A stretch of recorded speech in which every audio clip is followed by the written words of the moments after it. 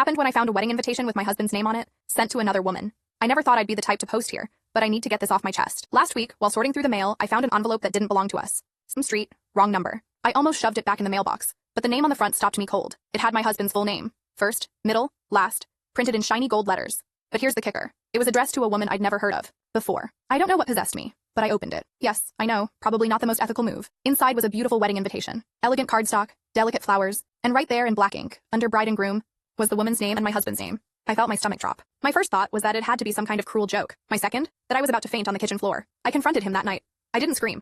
I just handed him the invitation and asked, "Do you want to explain this?" His face drained of all color. For a long, awful moment, he said nothing. And then, the story came tumbling out. Apparently, years ago, he'd been engaged to this woman. They broke up badly. She moved states, and he hadn't heard from her since. But she never updated her records. The invitation was meant for another man who shares the exact same name as him. At first, I didn't believe him. But after a shaky phone call to the bride-to-be, yes, I dialed the RSVP number myself. She confirmed everything. She laughed awkwardly and said, "Wow, small world. Guess your husband's namesake is finally tying the knot." Relief doesn't even begin to cover what I felt. My hands were still shaking hours later, but it also left me with a weird aftertaste, like how fragile trust really is. For those few hours, I felt like my whole marriage was about to shatter. So yeah, that's what happened when I found a wedding invitation with my husband's name on it, sent to another woman. I went from thinking my marriage was over to realizing sometimes the universe just has a really twisted sense of humor.